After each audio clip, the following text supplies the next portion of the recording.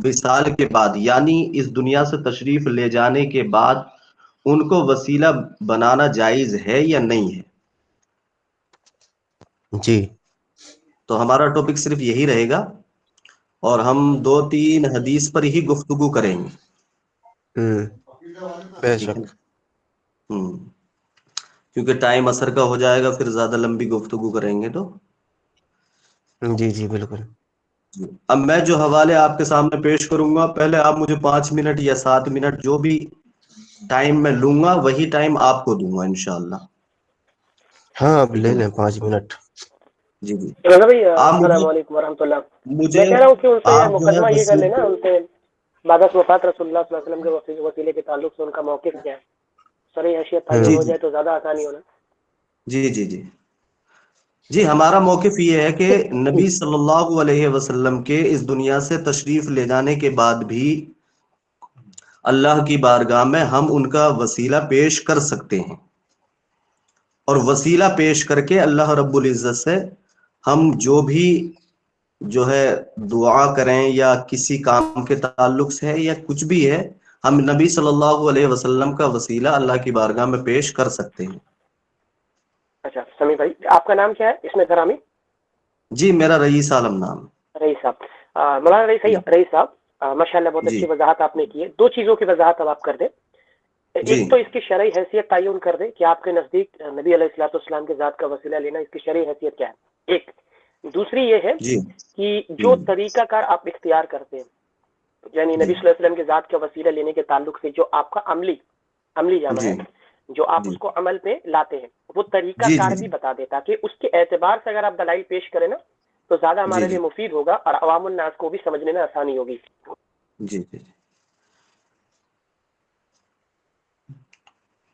وہ حدیث نکالی جس پہ بات کر دوں. یہ دیکھیے. ٹائمر آپ کا لگا دیا گیا ہے یہاں پر، بتا جی جی دیجیے گا جب رضا وقت بھائی، شروع کرنا ہو. ہاں ابھی اپنا دعویٰ ضرورت نہیں ہے، بتانے ابھی کے بعد. تعین کرنے کے بعد 2 چیزوں کے تعین کے بعد انشاءاللہ وقت تعین کرے گا، جی وقت کو جی شروع کریں. بتائیے، آپ نے پھر ریپیٹ کیجئے کیا کہا تھا ابھی. جی پہلی یہ ہے کہ آپ اس کی بعد از وفات رسول اللہ صلی اللہ علیہ وسلم کے وسیلے کی شرعی حیثیت تعین کریں گے. دوسرا جی یہ ہے کہ آپ اپنا جو عمل ہے، آپ اپنے جی عمل کو واضح کریں گے کہ کس طرح سے آپ رسول اللہ صلی اللہ علیہ وسلم کی ذات کا وسیلہ لیتے ہیں آپ. ہاں صحیح صحیح صحیح. دیکھیے پہلی بات تو یہ ہے کہ ہم کبھی کبھی نبی صلی اللہ علیہ وسلم کی ذات کا وسیلہ لیتے ہیں، اور یہ نہیں کہ ہر دعا میں جو ہے نبی صلی اللہ علیہ وسلم کا وسیلہ ہم شامل کرتے ہوں، ایسا کچھ نہیں ہے. بلکہ ہم یہاں پہ 1.5-2 سال سے ہیں، جمعہ پڑھاتے ہیں، لیکن جمعے کی نماز کے بعد جو دعا کرتے ہیں ہم یہی دعا کرتے ہیں کہ اے اللہ اس جمعے کی نماز کے وسیلے سے تو ہماری دعا کو قبول فرما.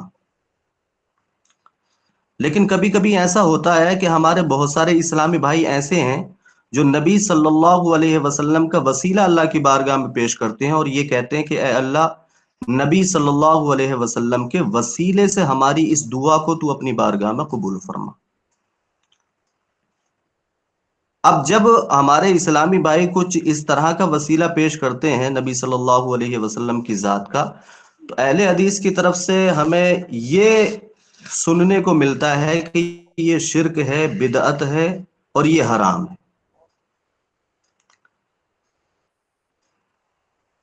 اور دوسرا مسئلہ یہ ہے کہ ہم نبی صلی اللہ علیہ وسلم کا وسیلہ جو اللہ کی بارگاہ میں پیش کرتے ہیں وہ خود سے نہیں کرتے ہیں، بلکہ ہمارے پاس احادیث موجود ہے.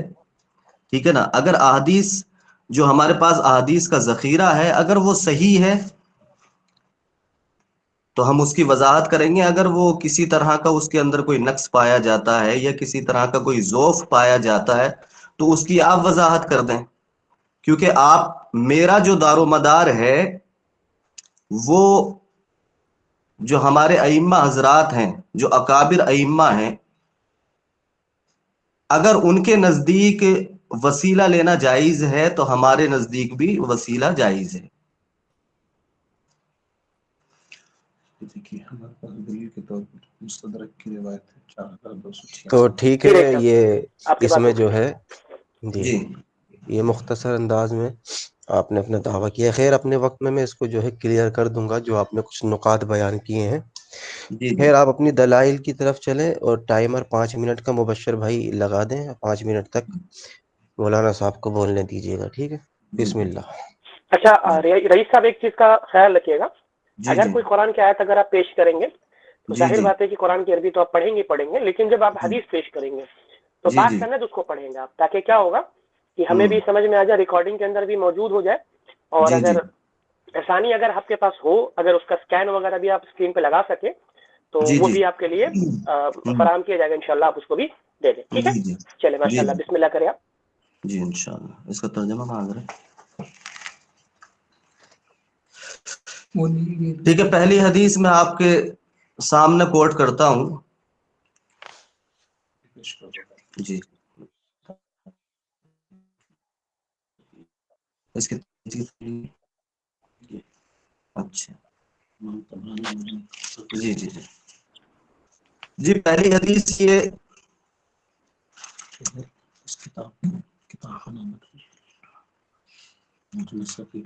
موجم صغیر طبرانی، امام طبرانی نے اس حدیث کو اپنی کتاب کے اندر نقل کیا ہے، حدیث نمبر ہے 250۔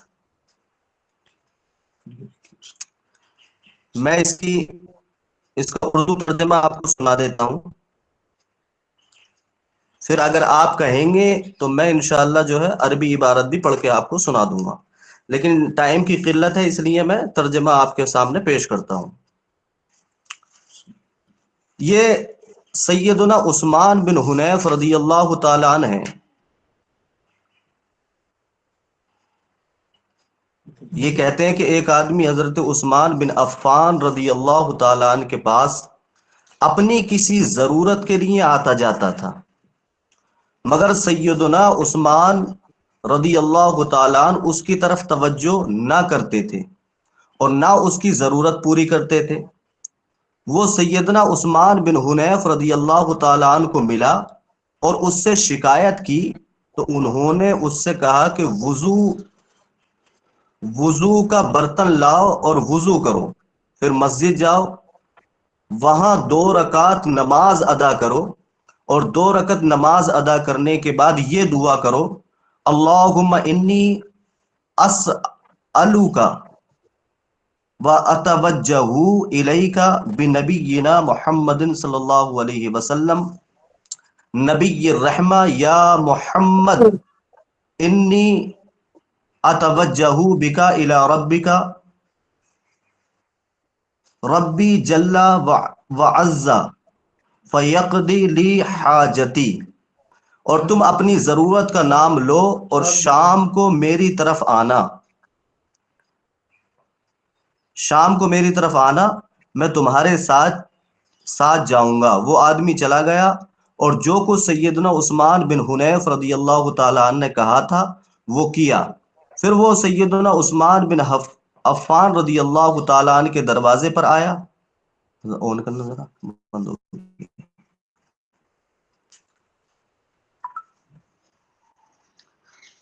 عثمان بن عفان رضی اللہ تعالیٰ عنہ کے پاس چلا گیا، اسے چٹائی پر بیٹھایا، نہیں پیچھے سے، سیدنا عثمان بن عفان رضی اللہ تعالیٰ عنہ کے دروازے پر آیا تو دربان آیا اور اس کو لے کر حضرت عثمان بن عفان رضی اللہ تعالیٰ عنہ کے پاس لے گیا، اسے چٹائی پر بیٹھایا اور کہا تیری ضرورت کیا ہے؟ اس نے اپنی ضرورت ذکر کی تو انہوں نے اسے پورا کیا۔ پھر اس نے اس سے کہا تو اپنی ضرورت اب تک مجھ سے ذکر نہیں کی۔ یہ اردو بھی حضرت صحیح نہیں لکھی ہوئی ہے، دیکھیں یہ ہے نا ذکر نہیں کی، یہ کیا لفظ ہے؟ ذکر نہیں، ہاں مجھے تو جو بھی کام ہو میرے پاس، مجھے جو بھی کام میرے پاس آ جائے۔ جی جی جی مختصر یہ ہے کہ حضرت عثمان غنی رضی اللہ تعالیٰ عنہ نے اس کی ضرورت کو سنا اور پورا کیا، اور پورا کرنے کے بعد وہ وہاں سے چلا گیا۔ حضرت عثمان غنی نے کہا کہ کبھی بھی تجھے کوئی بھی کام ہو، کوئی بھی ضرورت ہو تو بلا جھجک میرے پاس آ جانا، میں تیرے اس کام کو پورا کر دوں گا۔ پھر وہ شخص جو حضرت عثمان بن حنیف رضی اللہ تعالیٰ عنہ کے پاس واپس گیا، اور جانے کے بعد اس نے کہا کہ اللہ رب العزت آپ کو سلامت رکھے. آپ نے اتنی پیاری دعا بتائی مجھے کہ اس دعا کے سبب حضرت عثمان بن عفان نے میرا وہ کام پورا کر دیا. اور اس کو جو ہے کس کس نے ذکر کیا حضرت اس حدیث کو؟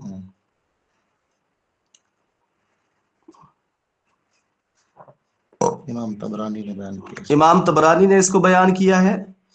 پھر اس کی تخریج بھی کی ہے. کس نے تخریج کی ہے؟ اسی روایت کی. اور پھر اس کے علاوہ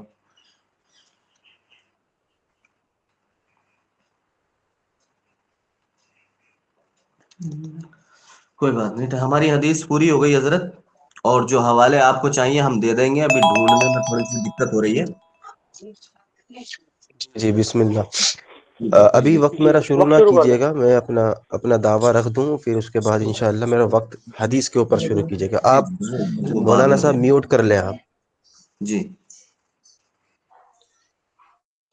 بسم اللہ الرحمن الرحیم. الحمد للہ وحدہ والصلاة والسلام علی من لا نبی بعد. رب اشرح لی صدری ویسر لی امری واحلل عقدۃ من لسانی یفقہوا قولی. دیکھیں، پہلی بات جو آپ نے وضاحت کی ہے کہ ہم اللہ کے رسول صلی اللہ علیہ وسلم کا ہمیشہ دعاؤں کے اندر وسیلہ نہیں لیتے، کبھی کبھار لیتے ہیں. تو ظاہر سی بات ہے، جب کوئی تخصیص کی جاتی ہے تو اس کی دلیل پیش کی جاتی ہے کہ کس مقام پر اور کن مراحل پر آپ اللہ کے رسول صلی اللہ علیہ وسلم کا وسیلہ لیتے ہیں، اس کی خاص دلیل کیا ہے. کیوں؟ کیونکہ دعا عام ہے، اس کو آپ نے خاص کیا کہ کبھی کبھار، تو اس کی وضاحت آپ کو اگلی بار کرنی ہے. دوسرا، آپ نے کہا کہ جو ائمہ دین، ائمہ اسلام اس چیز کی وضاحت کریں گے کہ یہ شرک ہے یا بدعت ہے یا حرام ہے یا پھر یہ جائز ہے یا ناجائز ہے، تب ہم اس کی بات کو تسلیم کریں گے، اس کے علاوہ نہیں. جبکہ اللہ تبارک و تعالیٰ نے ہم کو کسی ائمہ دین کی صراحت کے اوپر نہیں چھوڑا، بلکہ جناب رسول اللہ صلی اللہ علیہ وسلم اگر ہم کو تعلیم دیں گے، وہ تعلیم ہمارے لیے معتبر ہونی چاہیے. کیوں؟ کیونکہ اللہ تبارک و تعالیٰ نے اطاعت کے لیے صرف اللہ کے رسول صلی اللہ علیہ وسلم کو بھیجا. کیوں؟ اس کی وجہ یہ ہے کہ ان ائمہ سے خطا کے امکان ہے، جبکہ رسول اللہ صلی اللہ علیہ وسلم سے خطا نہیں ہو سکتی، کیونکہ وہ ایسے ہیں. اللہ تعالیٰ نے واضح قرآن میں سورہ نجم میں کہا کہ نہ کبھی وہ بہکے اور نہ کبھی بے راہ چلے. تو نبی علیہ الصلوۃ والسلام کی تشریحات کو مقدم رکھا جائے، جو اللہ نے فرمایا کہ فلا وربک لا یؤمنون حتی یحکموک فیما شجر بینہم، کہ تم کامل مومن نہیں ہو سکتے جب تک کہ ہر فیصلے میں رسول اللہ کو اپنا حاکم نہ بنا. تو یہ تھی میری کچھ تمہیدی گفتگو. تو ہمارا معیار جو ہونا چاہیے وہ معیار جناب رسول اللہ اور آپ کے صحابہ ہونے چاہیے. ائمہ دین تب حجت ہے جب ان کی بات اور تشریحات قرآن و حدیث سے موافقت کرتی ہے. بہرحال اب میرا وقت شروع کر دیں. جو حدیث آپ نے پڑھی ہے اس پر میں کلام کرنا چاہتا ہوں. بسم اللہ الرحمن الرحیم. مولانا نے جو حدیث پیش کی ہے وہ حدیث کئی مقام پر آئی ہے. امام طبرانی نے معجم صغیر کے اندر، معجم کبیر کے اندر بھی اس کو لکھا ہے، اور تاریخ کبیر کے اندر بھی یہ آئی ہے، اور العلل کے اندر ابن ابی حاتم کی کتاب میں بھی آئی ہے. دیکھیں، جو آپ نے حدیث پڑھی ہے طبرانی والی، اس کی سند ضعیف ہے، سخت ضعیف ہے، منکر ہے. کیوں؟ کیونکہ اس کی سند میں ایک راوی ہے جس کا نام ہے شبیب بن سعید. شبیب بن سعید کے بارے میں امام ابن عدی جرح و تعدیل کے ایک امام ہیں، فرماتے ہیں کہ لی شبیب بن سعید نسخۃ الزہری عندہ عن یونس عن الزہری وہی احادیث مستقیمۃ وحدث عنہ ابن وہب باحادیث مناکیر. یعنی شبیب بن سعید کے پاس امام زہری کی روایت پر مشتمل ایک نسخہ تھا جس کو وہ بواسطہ یونس زہری سے بیان کرتے تھے. وہ کہتے ہیں کہ وہی احادیث مستقیمۃ، وہ حدیث مستقیم یعنی صحیح ہوتی تھی. آگے کہتے ہیں ابن عدی وحدث عنہ ابن وہب باحادیث مناکیر، تاہم ابن وہب نے ان سے منکر حدیث بیان کی، اور منکر بیان کرنے کی وجہ کیا تھی؟ کیونکہ شبیب بن سعید جب بھی کوئی روایت بیان کرتے تھے تو وہ ان کے پاس ایک چھوٹا سا کتابچہ تھا، اس کتابچے سے دیکھ کر وہ بیان کرتے۔ اس کے علاوہ ابن عدی نے کہا ہے کہ جب یہ مصر گئے تھے تجارت کے مقصد سے تو وہاں پر ان کے پاس وہ نسخہ نہیں تھا، تبھی انہوں نے اس حدیث کو عبداللہ بن وہب جو مصر میں ان کو ملا بیان کیا۔ اسی کا اشارہ کرتے ہوئے حافظ ابن حجر اسقلانی کہتے ہیں کہ لا بأس بحدیثہ من روایت ابنہ احمد عنہ لا من روایت ابن وہب، یعنی اس کے بیٹے احمد کی اس سے بیان کردہ روایت صحیح ہے، البتہ ابن وہب سے اس نے منکر حدیث بیان کی۔ تو گویا کہ جب یہ بغیر نسخے کے بیان کرتے ہیں تو ابن عدی کے بقول یہ جرح مفسر ہے، یعنی جرح مفسر جب آ جاتی ہے تو تعدیل مبہم، توثیق مبہم یہ تسلیم نہیں کی جاتی۔ اسی طریقے سے حافظ ابن حجر اسقلانی رحمہ اللہ حدیۃ الساری کے اندر فرماتے ہیں کہ روى عنه ابن وهب احاديث مناكير فكأنها لما قدم مصر حدث من حفظه فغلط، یعنی یہ کہتے ہیں کہ اس سے ابن وہب نے منکر حدیث بیان کی ہے، لگتا ہے مصر آنے کے بعد حافظے سے روایت کرنے لگے تھے، اور اس میں کہتے ہیں کہ حدث من حفظه فغلط، تو اپنے حفظ میں غلطیاں کرنے لگے۔ تو ظاہر سی بات ہے کہ جب یہ بغیر نسخے سے بیان کریں گے تو اس میں غلطی ہوگی۔ تو آپ نے جو طبرانی کی روایت پیش کی ہے اس طبرانی کے اندر شبیب بن سعید جو ہے وہ یونس زہری سے بیان نہیں کر رہے، شبیب بن سعید بیان کر رہے ہیں کس سے؟ روح بن قاسم سے، جبکہ ابن عدی کہتے ہیں کہ کب صحیح ہوگی؟ لی شبیب بن سعید نسخۃ الزہری عندہ عن یونس عن الزہری، جب وہ زہری سے بیان کریں گے، جبکہ آپ کی پیش کردہ روایت کی سند آپ چیک کریں اس میں لکھا ہے کہ یونس زہری نہیں، روح بن قاسم سے بیان کر رہے، تو یہ جرح مفسر ہے، اور جرح مفسر کے مقابلے میں آپ کسی کی تعدیل، توثیق، تحکیم پیش نہیں کر پائیں گے۔ اور علل کے امام ہے، امام ابن عدی کوئی خاص مطلب عام نہیں ہے۔ الکامل فی ضعفاء الرجال جلد 4 صفحہ نمبر 31 پر اس کی وضاحت کی ہے۔ اب چونکہ آپ کے ایک بہت بڑے عالم ہیں علامہ بدر الدین عینی حنفی رحمہ اللہ، وہ فرماتے ہیں کہ بدعت کی تعریف میں کہ جو کام عہد رسول اللہ صلی اللہ علیہ وسلم سے ثابت نہ ہو یا عہد صحابہ سے ثابت نہ ہو، وہ کہتے ہیں کہ وہ کام بدعت ہے، وہ کام بدعت ہے۔ تو اب اگر اللہ کے رسول کی وفات کے بعد وہ کام ثابت نہ ہو سکا تو بقول آپ کے عالم کے من باب اولا وہ خود ضعیف اور خود بدعت ثابت ہو جائے گا۔ پہلی بات تو سند ثابت نہیں ہے، اور اگر حدیث ثابت نہیں ہے بعد وفات کسی صحابی نے وسیلہ لیا تو خود بخود یہ ثابت ہوا کہ آپ کی پیش کردہ یہ جو تحقیق ہے یہ پہلی بات ضعیف حدیث ہے، اور دوسری آپ کا جو یہ عمل ہے یہ عمل بدعت ثابت ہو گیا آپ کے اصول سے۔ ٹھیک ہے، تو یہ میری کچھ چیزیں آپ کے سامنے پیش کی ہے، اس کا آپ جواب دیں۔ بسم اللہ الرحمن۔ جی رئیس صاحب، آپ نے رضا بھائی کے کلام کو سنا، الحمدللہ میں امید کر رہا ہوں کہ بغور سنے ہوں گے۔ تو جو روایت آپ نے طبرانی سے روایت آپ نے پیش کی ہے جس کی سند دیگر کتب میں آئی ہے، تو اس روایت کے اندر انہوں نے جرح مفسر کیا ہوا امام ابن عدی رحمہ اللہ کی جانب سے، لہٰذا جرح مفسر جب اس روایت کے اندر ہو گئی اور کسی راوی کے اوپر جرح مفسر ہو جائے تو ایسی صورت حال میں اگر آپ کسی کی تصحیح بھی پیش کرتے ہیں کہ فلاں محدث نے اس کو صحیح قرار دیا ہے، فلاں محدث نے اس کو صحیح قرار دیا، تو ان کی توثیق کو قبول نہیں کیا جائے گا، ٹھیک ہے نا، جرح مفسر کے بنا پر۔ تو یہ روایت تو آپ کی صنعت کے اعتبار سے ثابت نہیں ہوئی۔ جی کیا بول رہے ہیں؟ اسی حدیث کو ناصر الدین البانی نے جو ہے صحیح کہا ہے۔ دیکھیں ابھی میں نے تھوڑی دیر پہلے آپ کو یہی بات تو سمجھایا نا، جرح مفسر ناصر الدین البانی رحمہ اللہ سے بڑے عالم دین اور بڑے محدث علی بن مدینی ہے، ٹھیک ہے نا، امام ابن عدی ہے، ان جیسے بڑے محدثین جو جرح جو ناقد کے امام سرفراز بھائی میں معذرت چاہوں گا، علامہ البانی رحمہ اللہ نے طبرانی والی حدیث کو صحیح نہیں کہا، بلکہ علامہ البانی نے یہ والی حدیث کو عثمان بن حنیف کی جو ابن ماجہ کی ہے نا اس پر اعتراض کیا ہے۔ تو کون سی والی کی آپ بات کر رہے ہیں؟ طبرانی کو صحیح کہا ہے جو آپ نے پیش کی ہے، یا پھر ابن ماجہ والی جو نبی کے پاس آیا تھا وہ؟ جی امام طبرانی کی سند کو ناصر الدین البانی نے صحیح کہا ہے۔ ٹھیک ہے، میں اپنے وقت میں دکھاؤں گا کہ علامہ البانی نے کیا کہا ہے، آپ اپنے دلائل کا جواب دیں۔ اگر بالفرض اگر آپ وہ دکھا بھی دیتے ہیں تب بھی وہ ہمارے لیے حجت اس اعتبار سے نہیں ہوگی، کیونکہ ہم نے آپ کو اصول قائم کر دیا تھا۔ لہذا جی جی اب اگر جو روایتیں آپ اگر پیش کر رہے ہیں تو یہ روایت تو آپ کی سند کے ساتھ سند کے اعتبار سے اصول محدثین پر صحیح ثابت نہیں ہوتی ہے، تو جی یہ جی جی حدیث سے تو آپ کا موقف ثابت نہیں ہوتا۔ اس کے علاوہ کوئی دوسری حدیث؟ دوسری حدیث جو حضرت اچھا، عمر بن خطاب یہ بات آپ نے کم سے کم تسلیم کر لی نا، جو روایت آپ نے پیش کی وہ سند کے اعتبار صحیح نہیں ہے؟ کیونکہ دیکھیں ہم یہاں پہ اصلاح کرنے کے لیے بیٹھے ہیں نا، ایسا نہ ہو کہ ہمارے پاس حق ہے اور ہم اس کو قبول نہ کریں۔ نہیں، اصل میں یہ ہے نا کہ ہم نے جو تحقیق کی ہے اس میں آپ کے جتنے بھی جو جدید محدثین ہیں انہوں نے سب کو اسے صحیح کہا ہے، سب نے اور مطلب سب سے مراد کتنے لوگ لے رہے ہیں آپ؟ یہاں تک کہ ابن تیمیہ نے بھی اس کو صحیح کہا ہے، اور سب سے آپ نے کہا سب نے لیا، سب کا اطلاق جی جی کس جی پر ہوتا ہے؟ سب کا اطلاق، مطلب سب، ہاں میں نے جمع کا لفظ استعمال کیا نا، تو میں آپ کو نام گنا رہا ہوں۔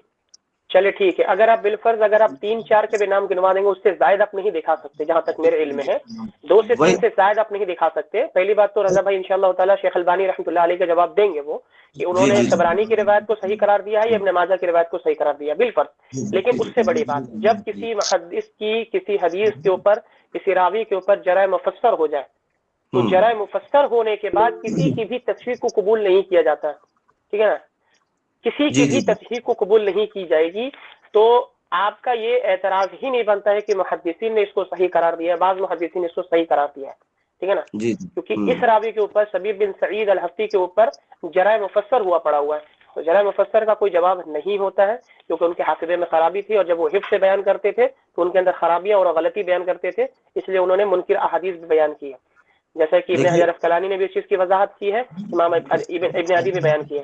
اب یہ روایت تو آپ کے موقف کو ثابت نہیں کر رہا، یہ روایت آپ کے موقف کو ثابت اس اعتبار سے نہیں کر رہا کہ یہ روایت سندن آپ کے ساتھ ثابت نہیں ہوئی۔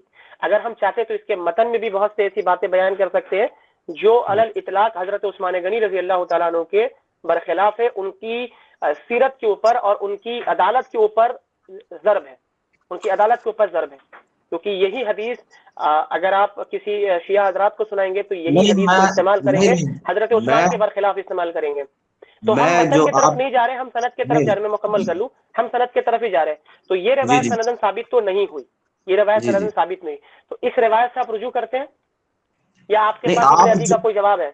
نہیں، آپ نے جو یہ الفاظ بولے ہیں نا کہ یہ حضرت عثمان غنی رضی اللہ تعالیٰ عنہ کے جو ہے خلافت پہ بھی سوال اٹھاتی ہے یہ روایت، جی ان کی عدالت پر میں نے کہا، جی جی ان جی کی ہاں، عدالت پر، ان خلافت کی عدالت، ٹھیک سیرت ہے، پر۔ ہاں، تو یہ اس سے میں اس بات سے جو ہے متفق ہوں، یہ بات آپ صحیح کہہ رہے ہیں، چلے ٹھیک ہے، اگر ماشاء اللہ آپ ایسی، نے مان لیا، جی جی تو جی یعنی آپ نے مانا کہ یہ روایت متن کے اعتبار سے حضرت عثمان غنی کی سیرت سے بھی سوال کھڑے کر رہے ہیں اور ان کی جی عدالت جی سے بھی ہاں، سوال کھڑے کر رہے یہ جی جی عدالت پر تو سوال کھڑے کر رہی ہے یہ حدیث۔ ہیں۔ چلے ماشاء اللہ، تو آپ نے اس روایت کو ضعیف مان لیا؟ نہیں، میں ضعیف نہیں کہہ سکتا، جب تک محدثین اسے ضعیف نہیں کہیں گے میں کیسے کہہ یعنی سکتا ہوں؟ ایک طرف آپ یہ بذات خود کہہ رہے ہیں کہ یہ روایت نہیں حضرت عثمان کی سیرت پر سوال کھڑے کر رہے ہیں، ان کی سیرت پر جرح ہو رہی ہے کہ ایک نہیں، شخص حضرت عثمان کے پاس، آپ نے جو جی اس الزام کی تعویل کی ہے نا، یہ جو اس واقعے کی یہ جو تعویل آپ نے پیش کی ہے کہ یہ حضرت عثمان غنی کی عدالت پر بھی سوال کھڑے کرتی ہے، تو یہ آپ کی جو ہے تعویل صحیح ہے، اس کو میں مانتا ہوں، ٹھیک ہے نا۔ رہا سوال تو یہ بس حدیث ضعیف ہے یا صحیح ہے، اس کا فیصلہ میں نہیں کر سکتا جب تک میں محدثین کو صحیح طریقے سے مطلب میں تحقیق نہیں کروں گا ان کی۔ اب آپ نے جس کا مجھے نام بتا، آپ نے صحیح صرف محدثین کے قول کے بنا پر مان لیے، لیکن جی جب ضعیف آپ کو امام ابن عدی رحمہ اللہ تعالیٰ عنہ کی روایت کو پیش کی جا رہی ہے تو آپ کہہ رہے اس پر ہم تحقیق کریں گے، نہیں، اصل میں یہ جو کیسے؟ ہے میں نے امام ابن عدی کا میں نے کوئی بھی کسی طرح کے معاملات پڑھے نہیں ہیں ابھی۔ چلے میں آپ کو اسکرین پر دکھوا دیتا ہوں، رضا بھائی وہ آپ کے پاس وہ اسکرین ہے، آپ کے پاس وہ اسکین ہے تو آپ اسکرین پر دکھا دیں ان کو تاکہ وہ بات واضح ہو جائے۔ ٹھیک ہے، اب تھوڑا سا بہت پھر ان کو وقت ٹائم، دے، میں اپنے ٹرن میں دکھا دوں گا۔ چلے جی ٹھیک جی ہے، جی تو اب کیا کرنا، آپ کو کوئی دوسری روایت پیش کرنی ہے؟ رضا بھائی جی، کو کوئی دوسری روایت پیش کرنے کی اجازت ہے؟ جی جی جی دوسری ہاں ہاں دے روایت ہم دیں۔ پیش کرتے ہیں۔ چلے ٹھیک ہے۔ بسم اللہ الرحمن الرحیم۔ حضرت عمر ابن خطاب رضی اللہ تعالی عنہ سے روایت ہے، آپ نے فرمایا کہ حضرت رسول اللہ صلی اللہ علیہ وسلم نے ارشاد فرمایا جب حضرت آدم علیہ السلام سے لغزش ہوئی تو انہوں نے اللہ تعالیٰ کے حضور معروضہ کیا اور کہا اے میرے پروردگار، میں حضرت محمد مصطفیٰ صلی اللہ تعالی علیہ وسلم کے وسیلے سے دعا کرتا ہوں تو مجھے بخش دے۔ اللہ تعالیٰ نے فرمایا اے آدم، تم محمد صلی اللہ علیہ وسلم کو کیسے جانتے ہو؟ ابھی تو وہ دنیا میں تشریف نہیں لائے۔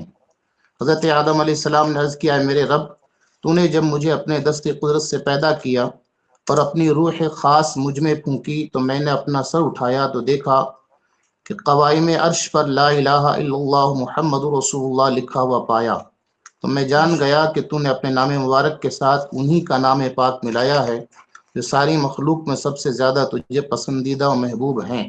اللہ تعالیٰ نے فرمایا آدم، تو نے سچ کہا، بے شک وہ ساری مخلوق میں میرے پاس سب سے زیادہ محبوب ترین ہیں۔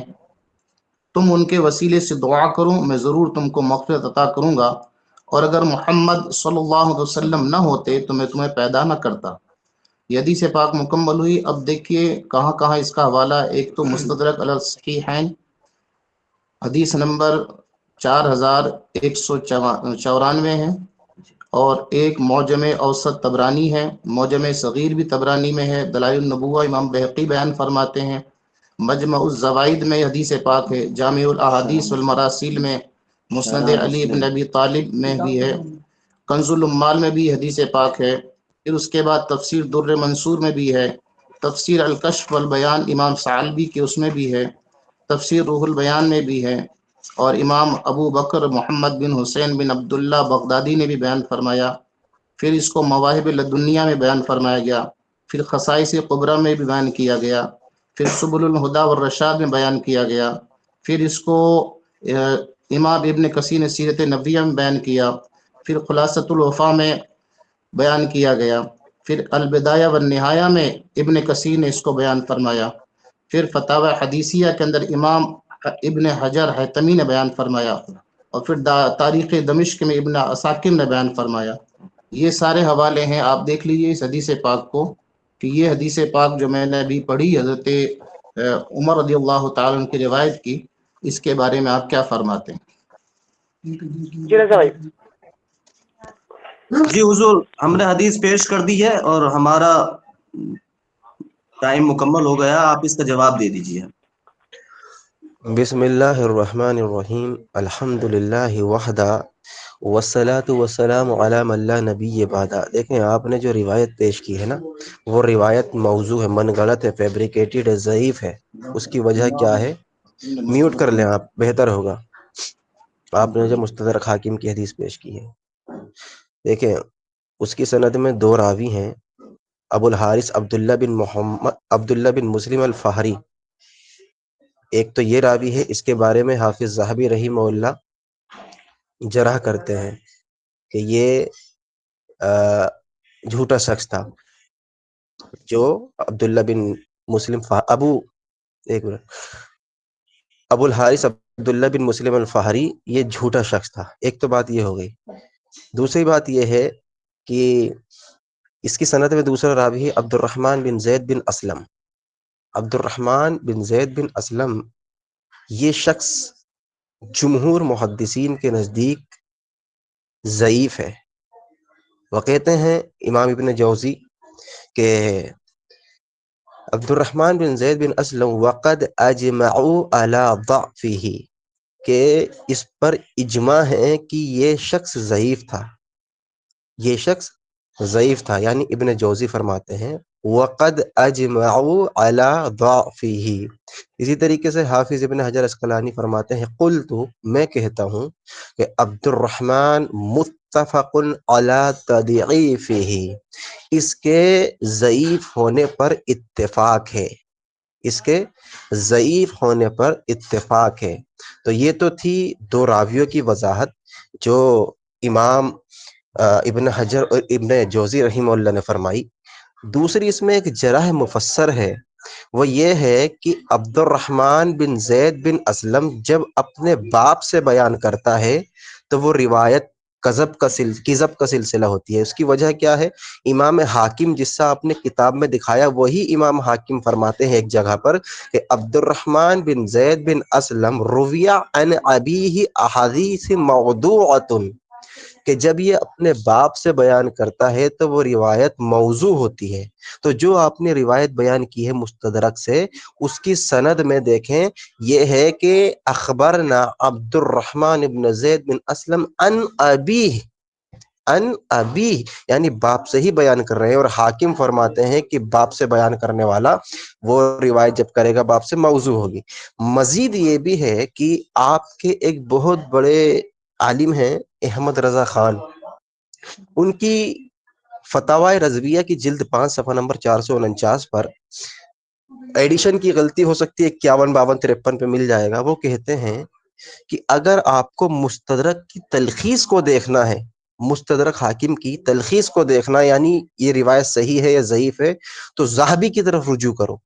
یعنی احمد رضا خان کہتے ہیں کہ اگر مستدرک حاکم کی تلخیص کو دیکھنا ہے کہ یہ حدیث صحیح ہے یا ضعیف ہے، تو آپ کو چاہیے کہ تم امام ذہبی کی طرف رجوع کرو، کیونکہ ذہبی نے ہی تلخیص کی ہے مستدرک کی. تو جب یہ روایت امام ذہبی نے تلخیص میں کہی تو کہتے ہیں بل موضوع، بلکہ یہ حدیث موضوع ہے، یہ من گڑت ہے. تو بقول احمد رضا خان صاحب کے یہ حدیث من گڑت ہے، فیبریکیٹڈ ہے، تو اس سے کچھ بھی مقدمہ ثابت نہیں ہوا.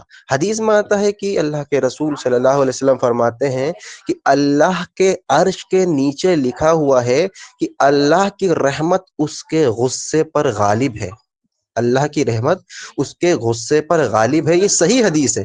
جبکہ آپ نے جو حدیث پیش کی اس میں لکھا ہے کہ تیرے عرش کے نیچے میں نے لا الہ الا اللہ دیکھا، قد عرفت، تو میں سمجھ گیا کہ یہ یقیناً کوئی محبوب ہستی ہوگی. صحیح حدیث میں لکھا ہے کہ تیری رحمت تیرے غصے پر غالب ہے، اور من گڑت حدیث میں لکھا ہے کہ لا الہ الا اللہ. اچھا، مزے کی بات یہ ہے کہ یہ احناف یعنی مقلدین حضرات کہتے ہیں کہ کلمہ لا الہ الا اللہ محمد رسول اللہ یہ جو ہے ایک جگہ ثابت نہیں ہے، جبکہ یہ موضوع حدیث میں ہی ثابت ہو رہا ہے کہ عرش کے نیچے لکھا لا الہ الا اللہ محمد رسول اللہ.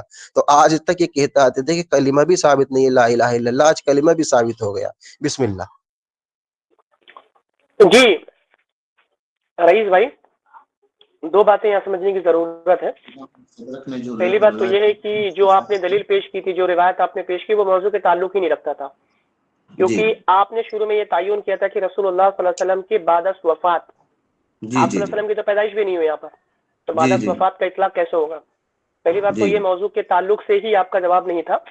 دوسری بات، جو روایت بھی آپ نے پیش کی ہے بالخصوص اس پر جرح مفسر اور یہ موضوع روایت بھی ہے، اور سب سے بڑی بات یہ قرآن کی آیت سے بھی ٹکراتی ہے، کیونکہ قرآن مجید میں بچے کو معلوم ہے کہ حضرت آدم علیہ السلام کی جو توبہ ہوئی تھی، توبہ قبول ہوئی تھی، وہ کس دعا، کون سی دعا تھی؟ بچے کو یاد ہے الحمدللہ، ٹھیک ہے نا. تو جو روایت آپ نے پیش کی، پہلی حدیث تو آپ نے پیش کی وہ روایت سندن ضعیف، سخت ضعیف. دوسری روایت موضوع روایت. اب یہ جو اتنے بڑے بڑے امام ہیں، انہوں نے جو اس حدیث کی تخریج کی ہے یا اس حدیث کو لیا ہے، تو یہ انہیں پتہ نہیں تھا کہ یہ حدیث جھوٹی ہے؟ یہ تخریج کرنے والے ہی امام ذہبی ہیں. وہ کہہ رہے ہیں بل موضوع حدیث ہے. اور احمد رضا خان صاحب کہتے ہیں کہ امام ذہبی کی طرف رجوع کرو اس حدیث کو دیکھنے کے لیے تلخیص. اچھا، یہ کیا نام ہے، امام ذہبی کا آپ حوالہ بتا سکتے ہیں؟ میں ابھی کھول کے دکھا دیتا ہوں. جی. اچھا رئیس بھائی، میں آپ کو اگر الزامی طور پر یہ کہوں، یہ جو آپ نے ایک الفاظ استعمال کیا کہ اتنے بڑے بڑے محدث کو یہ نہیں معلوم تھا کہ یہ روایت صحیح ہے، تو میرا سوال ان سے آپ سے یہ ہے کہ اتنے بڑے بڑے محدث کو یہ نہیں معلوم تھا روایت ضعیف نہیں ہے بلکہ صحیح ہے؟ نہیں، بات صحیح ہے آپ کی، لیکن میں امام حاکم کی بات کر رہا ہوں کہ امام حاکم اتنے بڑے وقت کے امام ہونے. امام حاکم متساہل ہے مستدرک کے اندر، تبھی تو تلخیص ہوئی ہے، اس پر امت کا اجماع، تبھی تلخیص ہوئی ہے، کیونکہ مستدرک الحاکم کے اندر امام حاکم رحمہ اللہ نے ایسے بہت سے من گھڑت روایت کو، اگر آپ ان کی تلخیص کو قبول کرتے ہیں تو میں آپ کو حاکم سے ویسی روایتیں آپ کو دے دوں گا کہ آپ اس میں حضرت معاویہ رضی اللہ تعالیٰ عنہ کا دفاع نہیں کر پائیں گے. آپ پھر آپ کو مجبوراً امام حاکم کے تعلق سے یہ کہنا پڑے گا کہ وہ متساہل ہے. اور ظاہر بات ہے اس پر امت کا اجماع رہا ہے.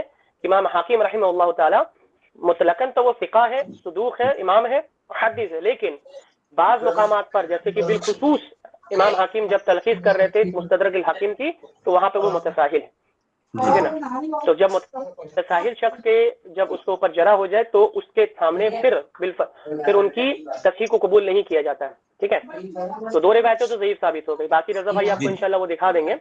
جی امام زہابی کا مجھے یہ بات حوالہ دے دیں گے تو میں جو ہے ذرا تحقیق کر لوں گا کہ انہوں نے کیا ابھی کہا ہے یا نہیں. ابھی پیش بالکل کر دے رہا بالکل، ہوں. ابھی پیش آپ کر دیتا تیسری ہوں. کوئی روایت پیش کرنا چاہتے تو کر سکتے ہیں، کیونکہ یہ آپ وقت کے یہ بھی پاس جو اثر کی آیت طرف جو ہے ڈھل چکا ہے. جی جی جی، یہ جو آیت ہے قرآن کریم کی، کون سی؟ سورہ بقرہ کی ہے. سورہ بقرہ میں اللہ رب العزت نے ارشاد، سورہ نساء کی جو آیت ہے وَلَوْ أَنَّهُمْ إِذْ ظَلَمُوا أَنفُسَهُمْ جَاءُوكَ فَاسْتَغْفِرُوا اللَّهَ وَاسْتَغْفَرَ لَهُمُ الرَّسُولُ لَوَجَدُوا اللَّهَ تَوَّابًا رَحِيمًا. جو تو اس پر آپ وضاحت کر دیں کہ یہ صحابہ اکرام کے زمانے تک ہی اس آیت کا کنیکشن تھا یا ہم تک بھی اس کا کنیکشن ہے؟ بہت خوب. انشاءاللہ رضا بھائی وہ آپ کو مواد نکال کے دکھا رہے ہیں. تب جی تک میں جی اس وہ پر وضاحت کر دوں. یہ ایسی وضاحت نہیں تھی، ایسی وضاحت کی ضرورت نہیں کہ رضا بھائی کو وضاحت کرنی پڑے گی، میں ہی خود کر دے جی گا. جی آپ جی اس جی آیت کے اندر لفظ وسیلہ دکھا دیں، کیونکہ وسیلہ خود ایک عربی زبان کا لفظ ہے نا. نہیں، جی جی ہاں، وسیلہ ایک عربی اس زبان کا آیت لفظ کے اندر لفظ وسیلہ دکھا دے، پھر انشاءاللہ اس پر ہے. آیت پہ بس گفتگو کرتے ہیں. اس میں تو لفظ وسیلہ نہیں ہے، لیکن نبی تو پھر جب لفظ اللہ رب وسیلہ العزت نہیں نے، ہے تو استدلال ہاں وسیلہ کہاں سے ہو رہی ہے؟ وسیلہ ہی دیا گیا نا. کہا بھائی کہ آپ جائیے حضور کی بات یہ تو اور جا کر کے حضور آپ کے لیے دعا کرتے ہیں. اشارتاً یہ تو کہا گیا نا کہ آپ نبی صلی اللہ علیہ وسلم کی بارگاہ میں اشارتاً بھی نہیں، ظاہر ہے. نہیں، اس میں وسیلہ تو اشارہ ہے نا. حضور کہاں دعا اشارہ ہے بھائی مجھے نبی بتائیں نا. لفظ وسیلہ کہاں اشارہ ہے؟ یہاں لفظ جی، موجود ہے لفظ وسیلہ اس میں جا موجود او نہیں کا. ہے. اور جی جا او کا معنی کیا ہوتا ہے؟ سورہ نساء کی آیت نمبر کون سی ہے یہ؟ اچھا، اس کون سی آیت ہے حضرت؟ آیت نمبر 50 ہے نا یہ، غالباً 59 64 64 64 ہے، 64 ہے. جی جی ایک منٹ. جی 64 میں. ہاں یہ وما ارسلنا من رسول الا ليطاع باذن الله ولو انهم اذ ظلموا انفسهم جاءوك فاستغفروا الله واستغفر لهم الرسول ولوجد الله توابا رحيما. تو یہاں لفظ وسیلہ ہے کہاں؟ تو پھر اس پر گفتگو کیسے جی، کریں گے؟ اشارہ کہاں سے مل رہا ہے؟ لفظ وسیلہ نہیں ہے، لیکن نبی صلی اللہ علیہ وسلم، اچھا، میں اس پر ایک وضاحت کرنا یہ چاہوں گا. لہم جو یہ الرسول کا آیت ہے معنی نا، کیا ہے حضرت؟ دیکھیں میں اس کی ایک وضاحت کرنا چاہوں گا. جی جی وہ آیت سرفراز بھائی اسکرین پر لائیے تو بہتر رہے گا تاکہ عوام بھی مبشر سمجھ بھائی لے کر جائے. آئیے. ہم 64. مبشر بھائی لائیں. مبشر جی بھائی حضور امام زاہبی کا حوالہ دے دیجیے. ہاں وہ تو میں انشاءاللہ نکال کے دے دوں گا، بے فکر رہیں. اور یہ امام احمد رضا نے جو فتاوی رضویہ میں کہا ہے، اس کا بھی حوالہ نوٹ کروا دیجیے ذرا، بڑی جلد مہربانی 5 ہوگی. صفحہ نمبر 449. اگر اس کا بہتر ہو تو میں 1 منٹ میں دکھا دیتا ہوں آپ کو، ہے نا. نہیں میں نوٹ کر لیتا ہوں. تو فتاوی رضویہ پھر ہم اپنے ہی موبائل کے اندر نکال کے پھر ہم اس کی تحقیق کرتے ہیں انشاءاللہ. بالکل بالکل آپ کریے، اور زاہبی کی ذمہ داری میرے اوپر ہے، ٹھیک ہے، کیونکہ جلد یہ 5 انٹرنیٹ ہے، تھوڑا صفحہ سلو نمبر ہے. اس کا. جی جی 449 سے لے کے نساء کا 454 میں. اسکرین شیئر کروں کیا رضا نہیں بھائی؟ نہیں ہاں آپ کر 64 کر دیں گے تو کر 64 دیجیے. سورۃ النساء کی آیت 64. نمبر 64 کھول دیں. جی جی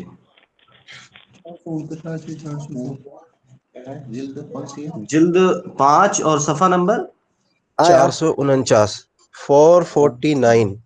ٹھیک ہے اگر آپ شو کو نہیں ملے تو مجھے بتائیے گا، میں بھیج دوں گا. مجھے ٹھیک ٹھیک ٹھیک ٹھیک میں بات کر لوں گا آپ سے انشاءاللہ. شو ہو گیا.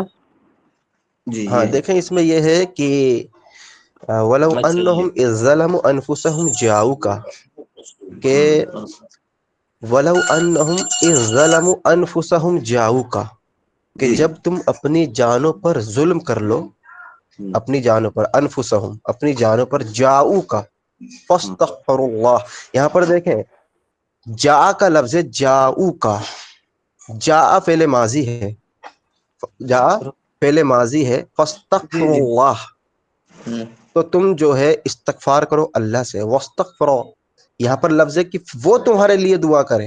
لہم الرسول رسول صلی اللہ علیہ وسلم تمہارے لیے دعا کرے، بخشش مانگے اللہ سے، تو آپ اللہ تبارک و تعالیٰ کو تواب الرحیم پاؤ گے، توبہ تو کیا قبول اللہ کرنے والا تبارک و پاؤ گے. تعالی میں کیا اللہ مزید کر لوں، تبارک و تعالی میں مکمل بغیر کر لوں. حضور کے وجہ کے حضور کی بارگاہ میں حاضری کے بغیر اللہ تعالیٰ دعا قبول نہیں کرتا؟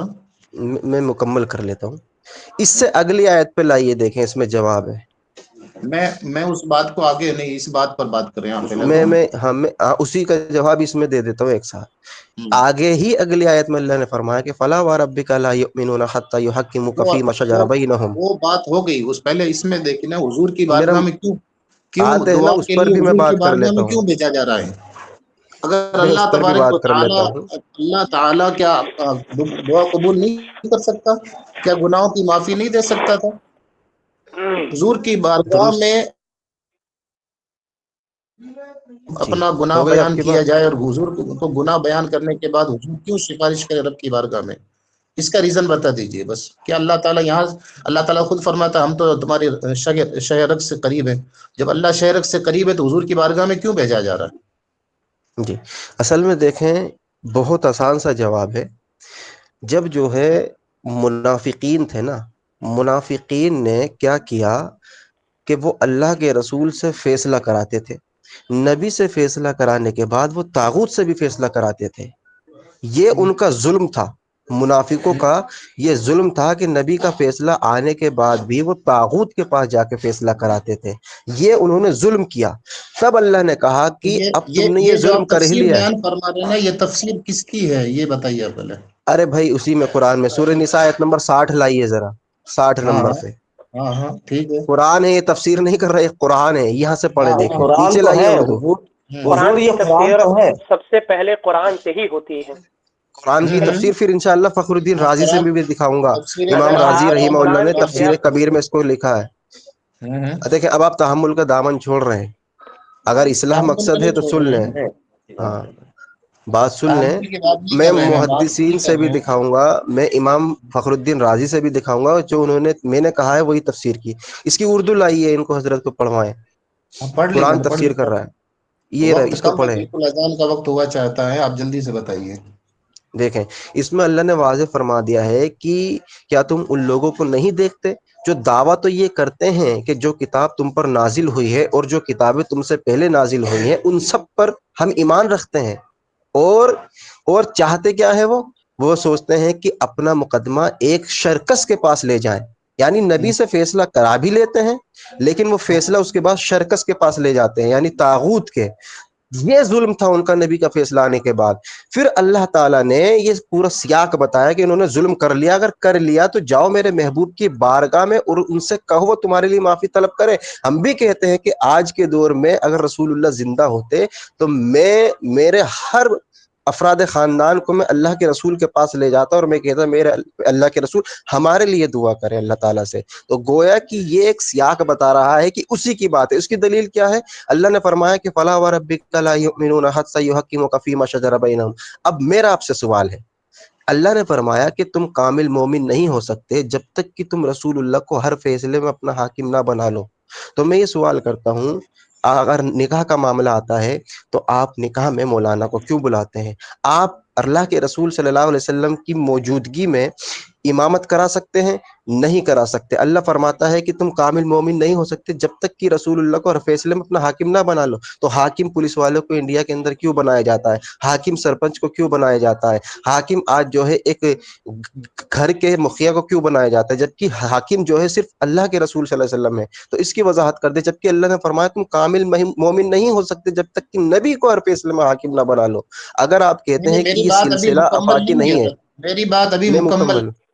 مکمل کر لیں مکمل. یہ ہے کہ حضور پاک کی بارگاہ کے اندر جب بھیجا گیا ان کو، تو پھر جب یہ حضور کی بارگاہ میں جا کے اپنا گناہ بیان کر رہے ہیں تو صرف کیا انہی کے لیے، صحابہ کے لیے ہی تھا کہ ہم لوگوں کے لیے بھی ہے کہ ہم بھی جا کے بیان کریں؟ اور آپ اگر ہم جا کے بیان کریں تو حضور رئیس پاک صاحب، ہمارے لیے میری وہاں بات حضور دعا فرمائیں گے؟ دیکھیں. رئیس صاحب میری بات سنیں. آپ دیکھیں رضا بھائی 2 منٹ دیجیے مجھے، وقت بھی آپ کا نکل رہا ہے. میں آپ کو آسان کر دوں چونکہ آپ نے شروع میں میں نے 2 چیزیں آپ سے وضاحت لی تھی. دوسری وضاحت یہ لی تھی کہ جو عمل جس پر ہم موضوع میں بات کریں گے وہ آپ کا عمل کیا. تو آپ نے کہا کہ ہم دعاؤں میں رسول اللہ صلی اللہ علیہ وسلم کا وسیلہ لیتے ہیں. مجھے آپ بتائیں کہ اس آیت کے اندر اللہ کے رسول صلی اللہ علیہ وسلم دعا کریں گے کہ آپ دعا کر رہے ہیں؟ ہم حضور کی بارگاہ میں عرض کریں گے، اپنا آپ گناہ میری بات بیان نہیں کریں سنیں. گے، پھر یہ حضور سورۃ ہمارے لیے النساء دعا کے کریں اندر گے. جو اللہ رب العالمین الفاظ استعمال کر رہا ہے فاستغفر اللہ واستغفر له رسولہ، کہ اللہ رب العالمین سے استغفار کرو اور لہم الرسول، واللہ رب العالمین سے بھی رسول اللہ صلی اللہ علیہ وسلم تمہاری استغفار کریں گے. تو اب مجھے یہ بتائیں کہ آپ کا دعویٰ کے مطابق یہ دلیل ہے کریں گے. اللہ رب العالمین یہ دعا کون کرے گا؟ یہ دعا آپ کریں گے یا رسول اللہ صلی اللہ علیہ وسلم کریں گے؟ یہ بتائیں. ثابت اتنی ساری حدیثیں بیان کر دی، پھر کیا چاہیے؟ رئیس صاحب فیروز بھائی بند کریں. فیروز بھائی کون ہے؟ جی جی جی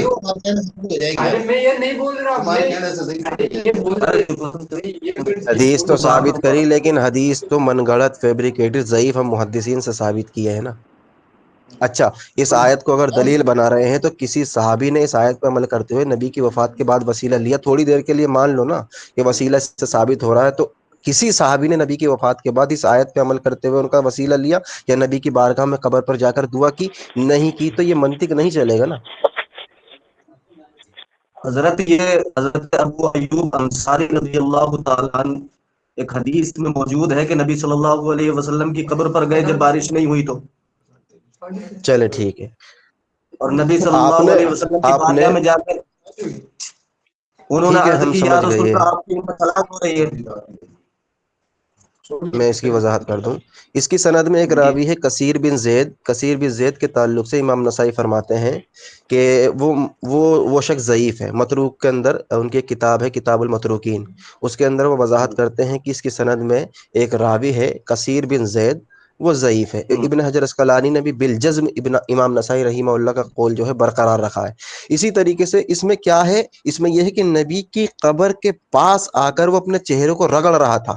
تو مروان بن جی حکم نے کہا کہ یہ تو کیا کر رہا ہے؟ تو وہ کہتے کیا تو یہ سوچ رہا ہے کہ میں کسی پتھر کے پاس آیا ہوں؟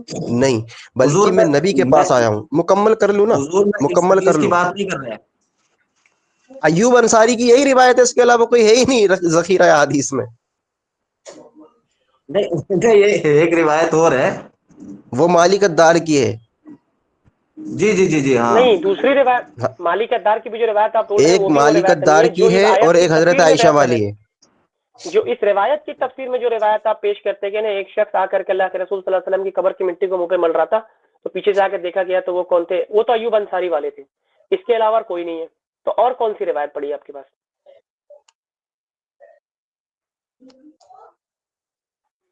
پہلا لیکن جواب میرا نہیں دیا آپ نے مولانا صاحب، رئیس صاحب، آپ نے یہ جواب نہیں دیا کہ جو آپ کا دعویٰ تھا کہ آپ دعاؤں میں رسول اللہ صلی اللہ علیہ وسلم کا وسیلہ لیں گے، جبکہ اس آیت کو جو آپ نے پیش کیا دلیل کے بنا پر، اس آیت میں اللہ کے رسول صلی اللہ علیہ وسلم دعا کریں گے یا آپ دعا کریں گے؟